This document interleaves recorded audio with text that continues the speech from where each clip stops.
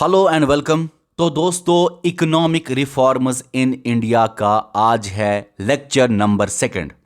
पहले लेक्चर में हमने आपको मेरे दोस्तों यहां तक पढ़ाया।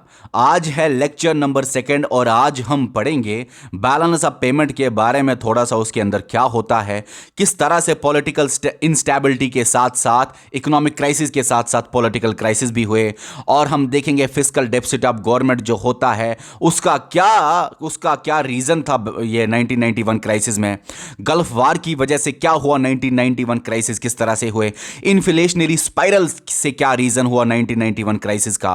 अब 1991 क्राइसिस के और भी कुछ रीजंस है आपके सामने, ये सारे रीजंस हम आपको डिस्कस कराएंगे और हम आपको बताएंगे कि इंडिया गया वर्ल्ड बैंक या आईएमएफ लोन लेने के लिए तो वहां पे उन्होंने क्या क्या कंडीशंस रखे। तो चलिए लेक्चर को स्टार्ट करने से पहले जो कि हमें यहां से पढ़ना है, हम आपको लेक्चर नंबर 1 में थोड़ा सा रिवाइज कराएंगे मल्टीपल चॉइस क्वेश्चंस के अंदाज में। थोड़ा अगर टाइम ज़्यादा ही लग जाए, लेक्चर बड़ा ही हो जाए, लेकिन अच्छी तरह से बातें समझ में आनी चाहिए। आपको मैं एक बात बोलता हूं मेरे दोस्तों, 1950 की बात याद करो। इंडिया जब रिपब्लिक बनता है 1991 तक, इंडिया का 1950 से 1991 तक एल क्यू पी चलता था। एल क्यू पी पे गवर्नमेंट पॉलिसीज बनाता था, एल क्यू पी राज चलाता था गवर्नमेंट, लाइसेंसिंग, कोटाज और परमिट। 1991 के बाद आज तक का मतलब है 2021 में यह वीडियो में रिकॉर्ड कर रहा हूं। तो आज तक तब से क्या चल रहा है, एलपीजी रिफॉर्म्स चल रहा है, लिबरलाइजेशन, प्राइवेटाइजेशन, ग्लोबलाइजेशन रिफॉर्म्स चल रहे हैं। मतलब गवर्नमेंट 1991 के बाद पॉलिसीज इन 3 पे बनाता है। 1991 से पहले गवर्नमेंट पॉलिसीज इन 3 पे बनाता था, लेकिन पॉलिसी शिफ्ट कब हुआ, 1991 में, और पॉलिसी शिफ्ट को ही बोलते हैं इकोनॉमिक रिफॉर्म्स। अब आपको मैं सवाल पूछता हूं, आप जवाब देते जाइए। बताइए मुझे, इस 1991 के इकोनॉमिक रिफॉर्म्स में जो पॉलिसी शिफ्ट हुआ, इसके और क्या नाम है, न्यू इकोनॉमिक पॉलिसी ऑफ 1991, और क्या नाम है, एलपीजी रिफॉर्म्स ऑफ 1991। ठीक है मेरे दोस्तों, अभी तक एलपीजी चल रहा है। जब मैं आपको पढ़ाऊंगा first generation, second generation, third generation, fourth generation, 1991 के बाद कैसे जनरेशंस आए और अभी तक जनरेशन चल रहा है, अभी तक एलपीजी रिफॉर्म्स कंटिन्यू हो रहे हैं, तब आपको मेरी बात समझ में आ जाएगी। वैसे भी याद रखो जितना बोलता हूं। तो इसके आगे और एक सवाल आपको मैं पूछता हूं दोस्तों, आप मुझे बताइए न्यू इकोनॉमिक पॉलिसी का फादर कौन है, इकोनॉमिक रिफॉर्म्स या एलपीजी का फादर कौन है? मनमोहन सिंह। मनमोहन सिंह 1991 में प्राइम मिनिस्टर था क्या? नहीं, वो था फाइनेंस मिनिस्टर। प्राइम मिनिस्टर कौन था? राव था। इसीलिए राव मतलब प्राइम मिनिस्टर और मनमोहन फाइनेंस मिनिस्टर, दोनों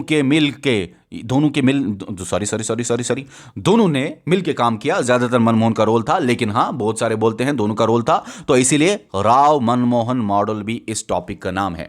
अभी आपको मैं एक सवाल पूछता हूं, आप मुझे बताइए न्यू इकोनॉमिक पॉलिसी या इकोनॉमिक रिफॉर्म्स के मेथड्स क्या है, वेपन्स क्या है, कंपोनेंट्स क्या है, टूल्स क्या है, फीचर्स क्या है, टाइप्स क्या है। फिर से बोलूंगा, मेथड्स क्या है, वेपन्स क्या है, कंपोनेंट्स क्या है, टूल्स क्या है, फीचर्स क्या है, टाइप्स क्या है, इसी तरह एलिमेंट्स क्या है, इसी तरह ब्रांचेस क्या है। आप बताइए क्या क्या है। इतने सारे नाम दिए, न्यू इकोनॉमिक पॉलिसी या इकोनॉमिक रिफॉर्म्स के, इतने सारे का मतलब है एलपीजी रिफॉर्म्स। टूल्स है एलपीजी, वेपन्स है एलपीजी, मेथड्स है एलपीजी। जैसे थोड़ा सा यहां पे मैंने लिख लिया, एलिमेंट्स या ब्रांचेस या वेपन्स या टाइप्स या टूल्स या components of new economic policy या इकोनॉमिक रिफॉर्म्स कौन है? एलपीजी। ऐसे सवाल आएंगे, आप बोलोगे फिर सर ने बोला था सिर्फ एलिमेंट्स और ब्रांचेस। नहीं भाई, कुछ भी आ जाए, types of economic policy, types of economic reforms, new economic policy, components of new economic policy, इसी तरह कुछ भी। ओके, अभी हमको आपको सवाल पूछना है, आप जवाब दीजिए। आप मुझे बताइए 1991 की अगर हम बात करें, 1991 की बात करें, जो कि एलपीजी आया, इस पे लॉन्च हुआ 24 जुलाई 1991 को लॉन्च हुआ। ठीक है, 1991 से पहले आप मुझे बताइए इंडिया ओपन था, इकोनॉमी की क्लोज्ड, इंडिया ओपन इकोनॉमी था। 1991 के बाद इंडिया क्या बना? इंडिया फिर से ओपन था। फिर फर्क क्या है? इंडिया बहुत ही ज्यादा ओपन इकोनॉमी हुआ। ओपन इकोनॉमी का मतलब एक्सपोर्ट इंपोर्ट बहुत ज्यादा 1991 के बाद किया, क्योंकि ग्लोबलाइजेशन का मतलब ही होता है भाई बाहर सारी कंट्रीज के साथ लेन देन करो। उसके क्योंकि 1991 में क्या आया, एलपीजी, ग्लोबलाइजेशन भी आया। उसके बाद और एक सवाल पूछता हूं, आप मुझे बताइए 1991 की अगर बात करें तो इंडिया इससे पहले मिक्सड था कि इसके बाद मिक्सड था, सोशलिज्म था, कैपिटलिज्म था? याद रख लीजिए, इंडिया प्योरली सोशलिस्ट कभी नहीं था, प्योरली कैपिटलिस्ट कभी नहीं था। इससे पहले भी ये इंडिया मिक्सड ही था और 1991 के बाद भी इंडिया मिक्सड ही है। लेकिन लेकिन लेकिन लेकिन लेकिन सुनिए, 1991 से पहले जो इंडिया मिक्सड था, क्योंकि इंडिया मिक्सड ही था, लेकिन थोड़ा सा था सोशलिज्म की तरफ, थोड़ा सा टिल्ट था सोशलिज्म की तरफ। और 1991 के बाद जो इंडिया कैपिटलिज्म की गया, कैपिटल मिक्सड ही था, मिक्सड ही था, मिक्सड ही था 1991 में। लेकिन लेकिन लेकिन 1991 के बाद मिक्सड ही था, लेकिन थोड़ा सा शिफ्ट था टुवर्ड्स कैपिटलिज्म, और अभी भी थोड़ा सा जा रहा है टुवर्ड्स कैपिटलिज्म, क्योंकि प्राइवेटाइजेशन का कंसेप्ट आया। कैपिटलिस्ट मतलब प्राइवेट चलेगा, सोशलिज्म मतलब गवर्नमेंट चलेगा। यहां पे गवर्नमेंट का रोल बहुत ज़्यादा था, यहां पे गवर्नमेंट का रोल कम होता है। ठीक है ना, जो मैंने आपको बोला, गवर्नमेंट का रोल 1991 में कम होता है और यहां पे प्राइवेट का रोल बढ़ता है, गवर्नमेंट का रोल कम होता है। अभी और एक सवाल पूछता हूं, आप मुझे बताइए, जब इसको लॉन्च किया गया तो प्राइम मिनिस्टर कौन था? नरसिम्हा राव। फाइनेंस मिनिस्टर कौन था? मनमोहन सिंह। और एक सवाल पूछता हूं, आप मुझे मेरे दोस्तों बताइए, 1991 में क्राइसिस होते हैं, तब जाके इकोनॉमिक पॉलिसीज को चेंज किया जाता है। लेकिन 1991 में क्राइसिस होने का रीजन बताइए, नीड बताइए, प्रॉब्लम बताइए। क्या नीड पड़ा एलपीजी का? क्या प्रॉब्लम थे? क्या रीजंस थे 1991 में एलपीजी लाना पड़ा? तो असल में क्राइसिस हुए 1991 में। और मेरे दोस्तों, यह भी मैंने आपको बताया, 1991 तक इंडिया को बचाता था यूएसएसआर, क्योंकि इंडिया यूएसएसआर के साथ लेन देन करता था विदाउट डॉलर, विदाउट पैसा, तो बार्टर सिस्टम के बेसिस पे काम करते थे। लेकिन मेरे दोस्तों, यूएसएसआर का खुद का डिसइंटीग्रेशन हुआ, वो भी हम पढ़ेंगे। एक रीजन लिखा होगा कहीं ना कहीं, कहीं ना कहीं, कहीं ना कहीं तो लिखा ही होगा। यूएसएसआर का भी डिसइंटीग्रेशन एक रीजन बनता है। इस लेक्चर में हम लास्ट में देखेंगे कैसे फिर लोन मांगा गया और आईएमएफ ने क्या कंडीशंस रखे। अभी यहां तक हमने पढ़ा और यहां से हम आगे चलेंगे दोस्तों। ओके, सवाल पूछता हूं मैं आपको फिर से, आप मुझे बताइए, जो ये रीजंस है उनमें से बैलेंस ऑफ पेमेंट जो है वो कंट्रीज का कौन सा बैंक मैनेज करता है? Central bank. और इंडिया के केस में बैलेंस ऑफ पेमेंट को कौन चलाता है? आरबीआई। सवाल अगर आपको कोई पूछे बैलेंस ऑफ पेमेंट क्या होता है, आप बोलना भाई ये रिकॉर्ड होता है, स्टेटमेंट होता है भाई, स्टेटमेंट होता है जिसमें लिखा जाता है क्या? कितना पैसा कंट्री में आया, रिसिप्ट्स, कितना पैसा कंट्री से गया, पेमेंट्स। पैसा पैसा पैसा की बात है, सामान की बात नहीं कर रहा हूं मैं। कितना पैसा कंट्री में आया, जिसको बोलते हैं रिसिप्ट्स भी, क्रेडिट भी, पॉजिटिव साइड लिखा जाता है, इनफ्लो भी, आप इसको इंजेक्शन भी बोल सकते हो, इंजेक्शन। कितना पैसा सामान नहीं, कितना पैसा कंट्री से बाहर गया, वो बैलेंस ऑफ पेमेंट में पेमेंट साइड लिखा जाता है। कितना पैसा कंट्री से बाहर गया, एक्सपेंडिचर नहीं लिखना। एक्सपेंडिचर और रिसिप्ट होता है बजट के मामले में, और बैलेंस ऑफ पेमेंट के मामले में पेमेंट्स और रिसिप्ट का ही नाम लिखा जाता है। तो मेरे दोस्तों, कंट्री से कितना पैसा बाहर गया उसको बोलते हैं पेमेंट्स, और पेमेंट्स नेगेटिव, डेबिट या आउटफ्लो, या इसको बोलते हैं लीकेज भी, याद रखना। बाहर कंट्री से जाना इसको बोलते हैं लीकेज भी, आना इसको बोलते हैं इंजेक्शन भी, ये भी याद रखना, यहां पे याद रखना, इसको बोलते हैं इंजेक्शन, इसको बोलते हैं लीकेज भी। ठीक है, अब ये जो लेन देन बाहर कंट्रीज के साथ होता है और पैसा लिखा जाता है आने का और जाने का, एक साल में या क्वार्टर बेसिस पे डॉलर की शक्ल में लिखा जाता है। और मेरे दोस्तों, एक कंट्री का बाहर कंट्रीज के साथ ये लिखा जाता है लेन देन। अगर आपको मैं सवाल पूछूं, आप मुझे बताइए, सारी कंट्रीज का बैलेंस ऑफ पेमेंट अगर निकाला जाए टोटल में तो कितना होता है? वो कितना निकलता है? वो 0 निकलता है, क्योंकि ये भी मैंने आपको लेक्चर नंबर 1 में समझाया हुआ है। अभी जो ये रिसिप्ट्स हैं, अगर ये ज्यादा होंगे देन पेमेंट्स, क्योंकि बैलेंस ऑफ पेमेंट में रिसिप्ट और पेमेंट होते हैं, रिसिप्ट्स अगर ज्यादा होंगे देन पेमेंट्स, तो क्या होगा? रिसिप्ट्स होंगे अगर ज्यादा पेमेंट्स के, तो बैलेंस ऑफ पेमेंट का सरप्लस होगा। रिसिप्ट्स का मतलब ज्यादा पैसे आ रहे हैं, डॉलर ज्यादा आ रहे हैं, क्योंकि डॉलर में ही आना है पैसों को और जाना है पैसों को। तो मेरे दोस्तों, रिसिप्ट्स अगर ज्यादा होंगे तो सरप्लस होगा, अगर रिसिप्ट्स कम होंगे तो डेफिसिट होगा, पेमेंट से कम होंगे तो डेफिसिट होगा। और जब डेफिसिट ज्यादा बढ़ जाता है, बैलेंस ऑफ पेमेंट का डेफिसिट होता है, डेफिसिट मतलब पैसा नहीं आ रहा, रिसेप्ट्स कम और जा रहा, डॉलर जा रहे, डॉलर गए तो बचे नहीं डॉलर अंदर। तो जब बैलेंस ऑफ पेमेंट का क्राइसिस आता है, जब बैलेंस ऑफ पेमेंट का डेफिसिट होता है, उसी को बोलते हैं बैलेंस ऑफ पेमेंट का क्राइसिस आना, या उसी को बोलते हैं फॉरेक्स का क्राइसिस आना। ठीक है, चलिए, फॉरेक्स कम होना, बैलेंस ऑफ पेमेंट कम होना एक ही बात है। अभी आप देख लीजिए, थोड़ा कनेक्शन है, समझा दिया मैंने आपको पहले लेक्चर में।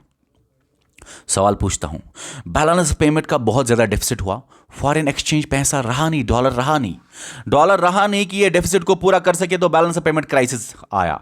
कब बैलेंस ऑफ पेमेंट क्राइसिस आया है? लेकिन आप बताइए, सबसे खतरनाक बैलेंस ऑफ पेमेंट क्राइसिस 1991 में ही आया।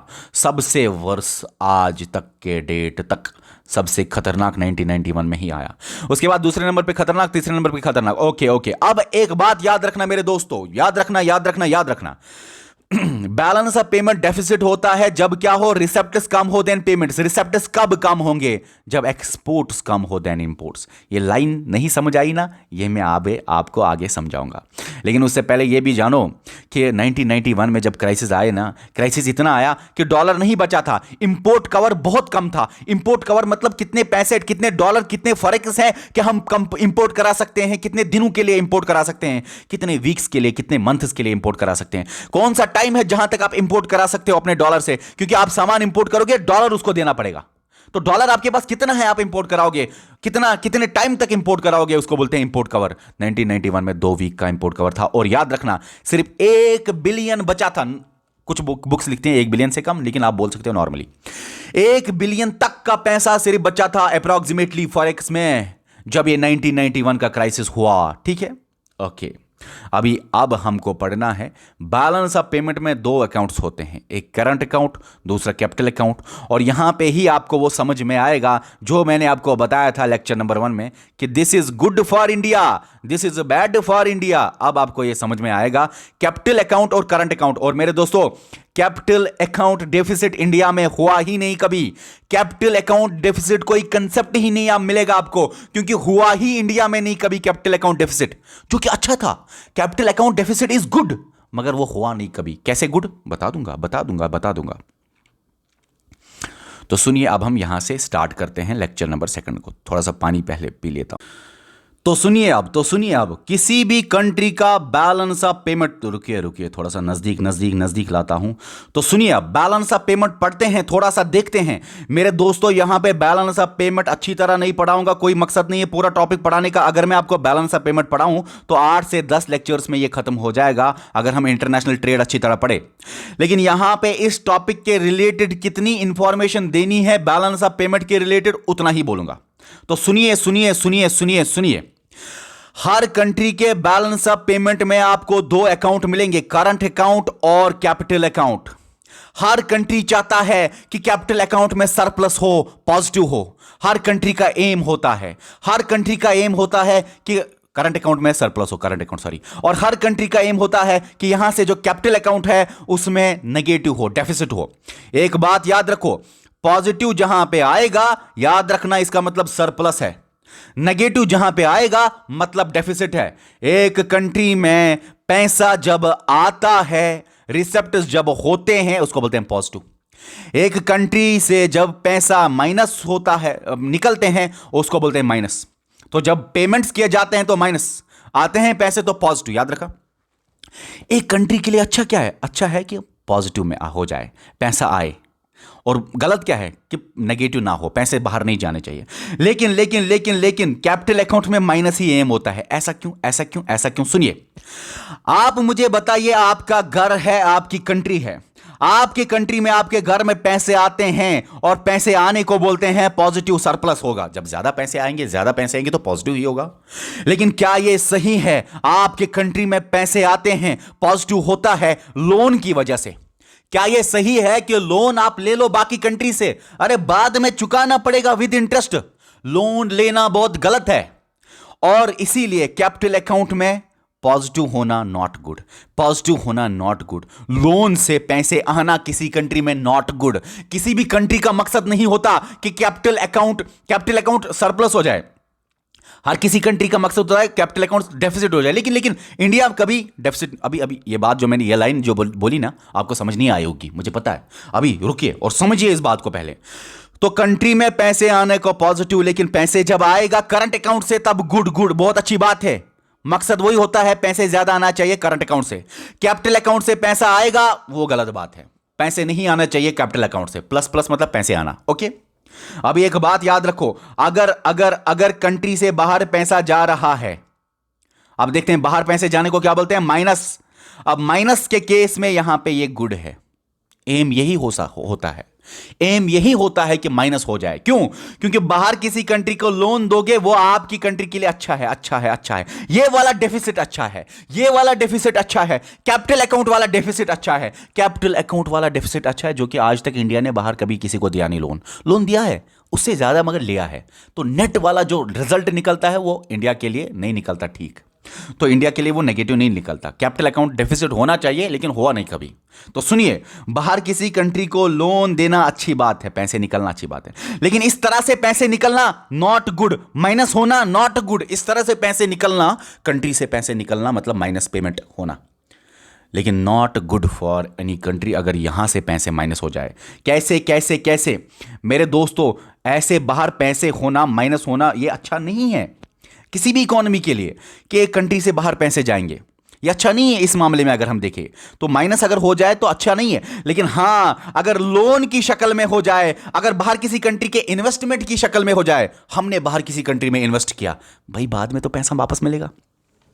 एनआरआई बैंक अकाउंट्स, हमने बाहर किसी बैंक में पैसे डाले, अरे उधर से तो इंटरेस्ट मिलेगा।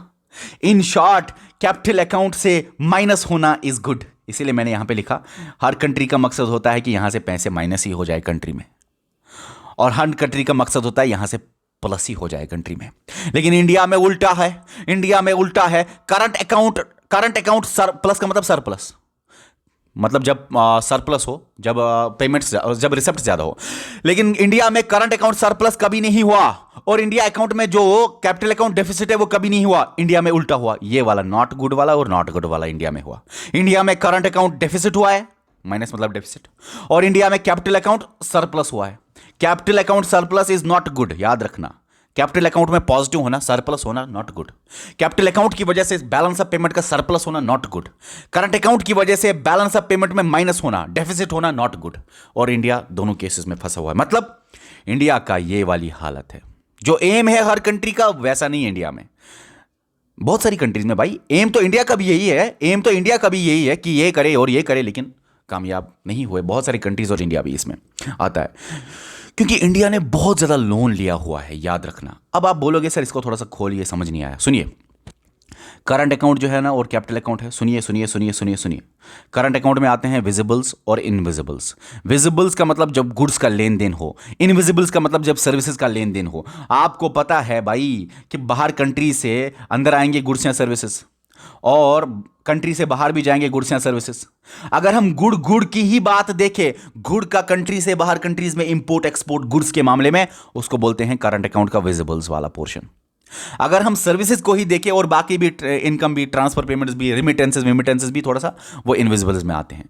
तो इन शॉर्ट मुझे यहाँ पे करंट अकाउंट कैपिटल अकाउंट्स पूरा समझाने का मतलब यहाँ पे नहीं बनता, क्योंकि सवाल आएगा नहीं उधर से। जितना समझाना है उतना समझो। बाहर किसी कंट्री से जब गुड्स एंड सर्विसेज आते हैं तो इंपोर्ट होता है, जब हमारी कंट्री से बाहर कोई सामान जाता है तो एक्सपोर्ट होता है। ठीक है, मुझे एक बात बताइए सर, मैं आपसे सवाल का पहले करना चाहता हूं, छोड़िए पढ़ाई अभी आगे। आप मुझे बताइए, एक कंट्री के लिए क्या यह अच्छा है इंपोर्ट करना कि एक्सपोर्ट करना? सर इंपोर्ट करना अच्छा है क्योंकि हमारी कंट्री में कुछ आ रहा है। नहीं भाई, हमारी कंट्री से जब इंपोर्ट हो रहा है तो बाहर पैसे जाते हैं, तो इंपोर्ट की वजह से पैसे जाते हैं, पैसे जाने को बोलते हैं पेमेंट्स होना, नेगेटिव हो जाता है, तो इट्स नॉट गुड। अगर अगर अगर अगर यहां कंट्री से बाहर जाए गुड्स एंड सर्विसेज मतलब एक्सपोर्ट हो जाए, वहां से पैसा आएगा, इंजेक्शन होगा, यहां पे लीकेज होता है, not good. Injection good, positive में पैसे आएंगे। तो यहां से पैसे अगर आते हैं तो गुड होता है, एम वही होता है, पैसे ज्यादा आना चाहिए। मेरे दोस्तों एक और बात है, बैलेंस ऑफ पेमेंट के साथ साथ कभी आप सुनोगे balance of trade. Balance of payment और बैलेंस ऑफ ट्रेड में कोई खास डिफरेंस नहीं है, सेम है दोनों के दोनों। ये भी एक स्टेटमेंट है, ये भी एक स्टेटमेंट है, ये भी एक डॉक्यूमेंट है, ये भी एक डॉक्यूमेंट है। ये लेकिन स्टेटमेंट वाला फुल वाला स्टेटमेंट है, ये उस स्टेटमेंट का पार्ट है। सुनिए कैसे, सुनिए कैसे। बैलेंस ऑफ पेमेंट में करंट अकाउंट भी आता है, कैपिटल अकाउंट भी आता है, करंट अकाउंट में विजिबल भी आता है, इनविजिबल भी आता है। लेकिन बैलेंस ऑफ ट्रेड में ओनली इतना आता है, विजिबल्स वाला पोर्शन ही आता है। विजिबल का मतलब जो दिखाई दे, गुड्स दिखाई देते हैं। इनविजिबल्स का मतलब जो नहीं दिखाई देता, सर्विसेज नहीं दिखाई देते। तो सुनिए मेरे दोस्तों, बैलेंस ऑफ ट्रेड का मतलब है जब गुड्स का लेन देन हो, जब विजिबल्स का लेन देन हो, जब करंट अकाउंट के विजिबल्स की बात हो, जब बैलेंस ऑफ पेमेंट के करंट अकाउंट के विजिबल्स की बात हो, उसको बोलते हैं balance of trade. Balance of payment का एक पार्ट है बैलेंस ऑफ ट्रेड, ना कि balance of paid. Balance of trade एक पार्ट है, सॉरी, बैलेंस ऑफ पे ट्रेड एक बैलेंस ऑफ ट्रेड एक पार्ट है। किसका पार्ट है मेरे दोस्तों? बैलेंस ऑफ पेमेंट का। और आगे देख लीजिए, जिस तरह से बैलेंस ऑफ पेमेंट का डेफिसिट होता है, एक कंट्री में आता है आते हैं रिसेप्ट्स कम देन पेमेंट्स, तो हो गया डेफिसिट। मगर बैलेंस ऑफ ट्रेड विजिबल्स मतलब गुड्स का भी डेफिसिट होता है और सरप्लस होता है। कैसे? जब एक्सपोर्ट ऑफ गुड्स, ना कि सर्विस, गुड्स के ही मामले में सिर्फ बैलेंस ऑफ ट्रेड का कंसेप्ट आता है। विजिबल्स के साथ कुछ भी हो तो बैलेंस ऑफ ट्रेड का कंसेप्ट आ गया। याद रख लीजिए मेरे दोस्तों, जब एक्सपोर्ट हो कम देन इंपोर्ट, तब बैलेंस ऑफ ट्रेड का डेफिसिट होता है। याद रखा। इसी तरह जब एक्सपोर्ट हो कम देन इंपोर्ट, अगर पूरा गुड्स का भी, सर्विसेज का भी, सब कुछ का, तब बैलेंस ऑफ पेमेंट का भी डेफिसिट होता है। सर एक्सपोर्ट कम है इंपोर्ट से, डेफिसिट कैसे होगा? भाई जब एक्सपोर्ट कम है तो सुनिए डेफिसिट कैसे होगा? पैसे ज्यादा निकलेगा। एक्सपोर्ट कम है, बाहर गुड्स एंड सर्विसेज कम जा रहे हैं, एक्सपोर्ट कम है तो वहां से पैसा भी कम ही आएगा। पैसा कम आएगा कंट्री में तो प्लस वाला कम होगा तो डेफिसिट हो गया। जब इंपोर्ट ज्यादा होता है तो डेफिसिट होता है, एक्सपोर्ट कम इंपोर्ट ज्यादा तो डेफिसिट होता है। जरा सर इंपोर्ट से कैसे डेफिसिट? अरे भाई सामान हमारी कंट्री में आ गया, इंपोर्ट हो गया, सामान हमारी कंट्री में आ गया, गुड्स एंड सर्विस, पैसे जाएंगे। गुड्स एंड सर्विसेज, सामान हमारी कंट्री में बहुत ज्यादा आ गया, इंपोर्ट है ग्रेटर देन एक्सपोर्ट, यहां पे इंपोर्ट है ना इस साइड, ग्रेटर देन साइड, तो पैसा ज्यादा जाएगा, ज्यादा ही पैसा बाहर जाएगा। जब ज्यादा पैसा जाएगा बाहर तो हमारी कंट्री माइनस में गई तो डेफिसिट। अभी यहां पे समझाने का मतलब सिर्फ इतना है इस टॉपिक का। बैलेंस ऑफ पेमेंट में इंडिया हमेशा से कैपिटल अकाउंट में रहा है surplus, not good for India. और इंडिया हमेशा से करंट अकाउंट रहा है deficit minus, not good for India. तो करंट अकाउंट डेफिसिट की प्रॉब्लम है असल में इंडिया में, ना कि capital account deficit. Capital account deficit India में हुआ ही नहीं। तो जिन बुक्स, किसी एसएसबी वाली बुक पे मैंने देखा था, जेके एसएसबी की कोई बुक आई थी नहीं, तो उस पे मैंने यहां पे देखा था कैपिटल अकाउंट डेफिसिट की वजह से बैलेंस ऑफ पेमेंट क्राइसिस हुआ। अरे भाई कैपिटल अकाउंट डेफिसिट इंडिया का हुआ ही नहीं। इंडिया ज्यादा लोन देता है, इंडिया ज्यादा इन्वेस्टमेंट यहां पे बाहर से लाता है, ना कि इंडिया यहां से बाहर देता है।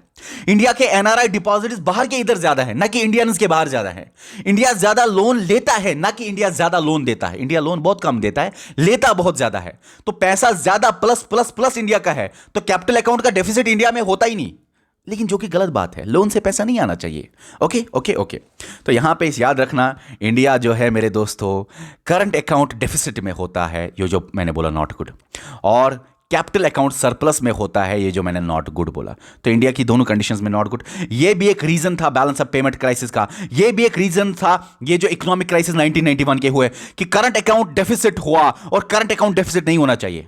हाँ, कैपिटल अकाउंट तब भी ज्यादा था लेकिन नॉट इंपॉर्टेंट। और मैं आपको बताऊं खास बात, अगर यहां से डेफिसिट होता है 100 रुपए का, वो 100 रुपए फिर यहां से हम लोन लेते हैं बराबर करने के लिए। अरे भाई पैसा चाहिए, डॉलर चाहिए, वो हम लोन लेते हैं। लेकिन एक टाइम आया जब इनकार किया आईएमएफ ने, बोला अब कोई फ्यूचर लोन, अब कोई वर्ल्ड बैंक या आईएमएफ फ्यूचर लोन आपको नहीं देगा। इतना ज्यादा लोन आपने लिया, आपके अंदर ट्रेड डेफिसिट है, बैलेंस ऑफ पेमेंट डेफिसिट के साथ साथ बैलेंस ऑफ ट्रेड वाला डेफिसिट भी है। आपके अंदर बहुत ज्यादा कर्ज है, एक्सटर्नल बहुत ज्यादा है, इंटरनल को तो छोड़ो, एक्सटर्नल इंटरनल आगे डिस्कस करूंगा कितना नुकसान है एक्सटर्नल से। इंटरनल का तो छोड़िए, लोन नहीं देंगे आपका। इनएफिशिएंट मैनेजमेंट है भाई, कैसी पॉलिसी चलाते हो। यूएसएसआर का डिसइंटीग्रेशन हो गया, बचाने वाला जो था वो भी नहीं आया। अरे भाई फिक्स्ड एक्सचेंज रेट्स अभी भी लगाए हुए हैं, पूरी दुनिया फ्लोटिंग एक्सचेंज रेट पे चला गया, तुम लोग अभी भी फिक्स्ड एक्सचेंज रेट पे बैठे हुए।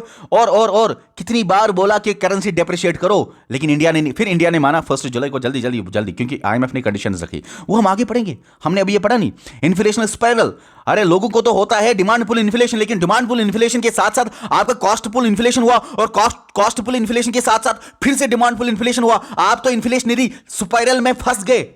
अब ये सारे रीजंस जो हैं, और भी गल्फ वार, अरे भाई गल्फ वार भी उसी टाइम होना था जब आपका डॉलर नहीं आपका इराक कुवैत ने डिस्प्यूट किया, गल्फ वार हुआ, और किस तरह से गल्फ वार से क्या फॉरेक्स में और भी ज्यादा प्रॉब्लम्स आए। बहुत सारी चीजें हैं जो हम आपको बताएं। फिस्कल डेफिसिट, अरे भाई बैलेंस ऑफ पेमेंट तो छोड़िए, आपके इधर फिस्कल डेफिसिट भी है। फिस्कल डेफिसिट और बैलेंस ऑफ डेफिसिट दोनों को बोलते हैं टेवन डेफिसिट। बताऊंगा। इतना ही नहीं, पॉलिटिकल इंस्टेबिलिटी थी। तो मेरे दोस्तों ये मैं आपको बताना चाह रहा हूं कि लोन फिर आगे आईएमएफ ने और वर्ल्ड बैंक ने दिया ही नहीं, और कुछ दिया, जब दिया तो कंडीशंस रखी। वो क्या कंडीशंस थी वो भी हम डिस्कस करेंगे, टेंशन लेने की बिल्कुल भी जरूरत नहीं। तो अभी तक हमने कुछ खास नहीं पढ़ा यहां तक, चलिए और भी यहां से थोड़ा सा देख लेते हैं क्या था। तो सुनिए, मैंने आपको बताया है कि क्राइसिस हुए, तो सुनिए क्राइसिस के बारे में थोड़ा सा बात करें। ज़्यादा इंपॉर्टेंट नहीं है, लेकिन हाँ सुनिए, थोड़ा सा सवाल कहीं से भी आ सकता है, और मैं कहीं भी हर कोने को कवर करना चाहता हूँ। 1957 से 65 जो है बैलेंस ऑफ पेमेंट जो क्राइसिस हुआ, ये इंडिया का, ये इंडिया का पहला बैलेंस ऑफ पेमेंट क्राइसिस था आफ्टर इंडिपेंडेंस। और दोस्तों याद रखो, सेकेंड 5 ईयर प्लान जो था ना, उसी की वजह से बोला जाता है बैलेंस ऑफ पेमेंट क्राइसिस हुआ। कैसे सर? सेकंड 5 ईयर प्लान में आपने हैवी इंडस्ट्रियल पॉलिसीज लगाए। इंडस्ट्रीज को बिछाने के लिए ज्यादा इंपोर्ट करना पड़ेगा आपको मशीन्स का। जब इंपोर्ट ज्यादा करोगे और एक्सपोर्ट ऊपर से कम है, मुझे बता, इंपोर्ट ज्यादा है, आपने मशीन्स बाहर से ज्यादा इंपोर्ट ज्यादा हुआ, सामान ज्यादा है, पैसा ज्यादा निकलेगा, तो डॉलर हमारे पास ज्यादा निकल गए, बचे नहीं डॉलर। तो यह भी एक क्राइसिस का रीजन था। उसके साथ साथ बैलेंस ऑफ पे, जब डॉलर कम हुए, क्योंकि मैंने आपको बोला मशीन्स का इंपोर्ट करना था हैवी इंडस्ट्रीज को बिछाने के लिए, एक्सपोर्ट ऊपर से बहुत कम है, डॉलर कम बचे, क्योंकि इंपोर्ट ज्यादा हुआ ना, बाहर पैसे डॉलर ज्यादा गए। इंपोर्ट जब सामान आता है तो डॉलर जाता है यहां से, तो बैलेंस ऑफ पेमेंट क्राइसिस हुआ। इतना ही नहीं, चाइना वार का हुआ इस डेट पे और पाकिस्तान वार का हुआ इस डेट पे, तो उनकी वजह से प्रॉब्लम। 1980s में भी थोड़ा सा हुआ था, एक्सपोर्ट कम थे, इंपोर्ट ज़्यादा थे, ये एक रीज़न था। एक्सपोर्ट जब कम होते थे, इंपोर्ट ज़्यादा होते थे, ऊपर से प्राइवेट का रोल भी बहुत कम था। तो और ये सोचा जाता था एक्सपोर्ट का मतलब एक्सप्लॉयटेशन है, और इंडिया सोचता था कि क्लोज्ड इकोनॉमी ही होनी चाहिए। थोड़ा इकोनॉमी क्लोज्ड नहीं थी, ओपन ही थी, लेकिन इंडिया सोचता था थोड़ा सा क्लोज्ड ही होना चाहिए, लेकिन ओपन ही था हमेशा, ऐसा नहीं प्योरली क्लोज्ड इकोनॉमी दुनिया में है ही नहीं कोई। अभी हमको पढ़ना है पॉलिटिकल इंस्टेबिलिटी, और बहुत मजा है पॉलिटिकल इंस्टेबिलिटी में और फिस्कल डेफिसिट ऑफ गवर्नमेंट पढ़ने में, और आगे भी बहुत मजा है। तो सुनिए मेरे दोस्तों, जब ये 1991 के क्राइसिस हुए तो पॉलिटिकल इंस्टेबिलिटी हुई। मेरे दोस्तों क्राइसिस जब हुए तो क्राइसिस होने में फाइनेंस मिनिस्टर चला गया आईएमएफ साहब, इंटरनेशनल मॉनेटरी फंड साहब, आप तो देते हो लोन उन कंट्रीज को जो कंट्रीज डेफिसिट में जाते हैं, बैलेंस ऑफ पेमेंट क्राइसिस में जाते हैं। क्राइसिस हुए तो लोन मांगने आईएमएफ के पास गए। आईएमएफ यहां से जब फाइनेंस मिनिस्टर वहां था तो राजीव गांधी ने विड्रा किया support to Chandrashekhar government. Chandrashekhar तब प्राइम मिनिस्टर था। चंद्रशेखर की इतनी खराब हालत थी कि चंद्रशेखर गवर्नमेंट ने पास बजट भी नहीं किया। फरवरी 1991 में बजट को पास करना पड़ता है फरवरी में, लेकिन हालत इतनी खराब थी 1991 के फरवरी में, चंद्रशेखर गवर्नमेंट ने बजट को पास भी नहीं किया। राजीव गांधी ने विड्रा किया सपोर्ट टू चंद्रशेखर गवर्नमेंट, बोला कि कम। राजीव गांधी ने जब विड्रा किया सपोर्ट तो चंद्रशेखर गवर्नमेंट गिर गई। अब मुझे यहां पे पॉलिटिक्स नहीं पढ़ानी आपको, तो इन शॉर्ट तो राजीव गांधी ने जब सपोर्ट जिसका था चंद्रशेखर गवर्नमेंट को, सपोर्ट जब विड्रा किया और चंद्रशेखर गवर्नमेंट गिर गई। फाइनेंस मिनिस्टर जो चंद्रशेखर गवर्नमेंट का गया था आईएमएफ ने उनको बस एक सवाल पूछा, which government are you representing? अरे फाइनेंस मिनिस्टर साहब, आप किस गवर्नमेंट को रिप्रेजेंट कर रहे हो? आपके कंट्री में तो गवर्नमेंट ही गिर गई, उधर तो चंद्रशेखर की गवर्नमेंट रही नहीं, आपने तो बजट भी पास नहीं किया, आप ना ही बजट है ना ही कोई गवर्नमेंट है, हम आपको लोन दे तो कैसे दे? कोई जवाब नहीं मिला फाइनेंस मिनिस्टर को। इतना ही नहीं, अब फिर इलेक्शंस, जब गवर्नमेंट गिर गई तो लोकसभा इलेक्शंस जल्दी बुलाए गए। 1991 में लोकसभा इलेक्शंस जब बुलाए गए तो जो राजीव गांधी थे वो राजीव गांधी इससे पहले प्राइम मिनिस्टर थे, फिर उसके बाद चंद्रशेखर बन गए और राजीव गांधी का सपोर्ट था इसका, लेकिन फॉर्मर प्राइम मिनिस्टर था वो, बहुत पहले का राजीव गांधी इससे पहले प्राइम मिनिस्टर था एक बार। तो राजीव गांधी भी इलेक्शन लड़ेगा। तो इलेक्शन जो कैंपेन था उसमें राजीव गांधी को मारा गया, असैसिनेट किया गया, सुसाइड बम्बर ने इसको मारा। और कहां पे मारा? चेन्नई, तमिलनाडु में। अब राजीव गांधी का बहुत ज्यादा रोल हुआ था उन दिनों, और लगता था कि वो जीतेगा। तो मैं आपको बताऊं, इकोनॉमिक क्राइसिस के साथ साथ हमारी कंट्री में, इंडिया में, पॉलिटिकल क्राइसिस भी हो गए। 1991 लोकसभा इलेक्शंस बुलाए गए जल्दी जल्दी जल्दी जल्दी, तो नया प्राइम मिनिस्टर जल्दी जल्दी बनाया गया, पीवी नरसिम्हा राव। और पीवी नरसिम्हा राव ने फाइनेंस मिनिस्टर जो बनाया, वो बनाया मनमोहन सिंह। और मेरे दोस्तों, मनमोहन सिंह ने एक स्पीच में बोला, टेंशन नहीं लेने का, टेंशन नहीं लेने का। मनमोहन सिंह ने स्पीच में बोला क्या? विक्टर होगो वंस सेड, क्या? No power on earth can stop an idea whose time has come. इस जमीन पे कोई ताकत नहीं है जो रोकेगा उस आइडिया को जिसका टाइम आया हुआ है, उस आइडिया का। और आइडिया कौन सा था? एलपीजी लॉन्च की बात हो रही थी। लिबरलाइजेशन, प्राइवेटाइजेशन और ग्लोबलाइजेशन का आइडिया देना था। अब हमको पढ़ाना है थर्ड वाला point, fiscal deficit of government. मेरे दोस्तों, बाहर तो छोड़िए, बाहर के साथ लेन देन तो डेफिसिट में है। करंट अकाउंट, करंट कैपिटल का तो नहीं होता, करंट अकाउंट डेफिसिट तो छोड़िए, बाहर की कंट्री का डेफिसिट तो छोड़िए, बाहर की कंट्रीज के साथ लेन देन, डॉलर खत्म हो गए उसको तो छोड़िए, अंदर कंट्री की हाल भी बुरी था, अंदर कंट्री का हाल भी बुरा था। और मेरे दोस्तों, थर्ड पॉइंट यही है, अंदर कंट्री का हाल कैसे बुरा था। सुनिए, पॉलिटिकल क्राइसिस भी हो गए, लेकिन ऊपर से fiscal deficit of the government भी बहुत ज्यादा था। फिस्कल डेफिसिट गवर्नमेंट का बहुत ज्यादा, मतलब सर मेरे दोस्तों, फिजिकल डेफिसिट आपको मैं बताता हूं क्या है। उसका मतलब होता है बोरोइंग बाय गवर्नमेंट। जब गवर्नमेंट बोरो करता है उसको बोलते हैं फिस्कल डेफिसिट। मुझे लगता है लेक्चर बहुत लंबा बनेगा, इसको हम नेक्स्ट लेक्चर में ही कवर करेंगे। फिस्कल डेफिसिट में बहुत मजा है भाई, इसमें बहुत मजा है कि कैसे बोरिंग होता है, ये मैं आपको बताऊंगा। बोरिंग कैसे होता है, यहां पे फिस्कल डेफिसिट होता है बराबर expenditure minus receives excluding boring. लेकिन आपने ऊपर बोला ये बोरिंग के बराबर होता है, इस कनेक्ट करूंगा मैं बातों को भाई, कनेक्ट करूंगा। इन्फ्लेशन हुआ, डिमांड पुल इन्फ्लेशन हुआ, ठीक है ना। अब उसके बाद इन्फ्लेशन स्पाइरल में कॉस्ट पुश इन्फ्लेशन भी हो गया, समझाऊंगा, ऐसी कोई बात नहीं है। टिफिन डेफिसिट हो गया, बाहर का भी डेफिसिट, बैलेंस ऑफ पेमेंट का, अंदर बजट का भी डेफिसिट, जो ये फिस्कल डेफिसिट है बजट का ही पार्ट है, अंदर भी डेफिसिट, बाहर भी डेफिसिट, गलत वार भी हुआ, इन्फ्लेशन में फंस गए, डेफिसिट फाइनेंसिंग हुआ। अरे भाई फिक्स चीज यहां पे बहुत मजा है, बहुत मजा है इस पॉइंट को। तो मुझे लगता है ये नेक्स्ट लेक्चर में, क्योंकि ये लेक्चर बहुत बड़ा बनेगा फिर, ठीक है। तो चलिए डियर स्टूडेंट्स, क्योंकि बच्चे ज़्यादा पसंद करते हैं 30 मिनट्स से 40 मिनट्स का ही लेक्चर होना चाहिए। Okay dear students, next lecture में हम करेंगे फिस्कल डेफिसिट को और बाकी सारी चीज़ें, ये सारी चीज़ें और ये हम पढ़ेंगे नेक्स्ट लेक्चर में, खत्म करेंगे इसको।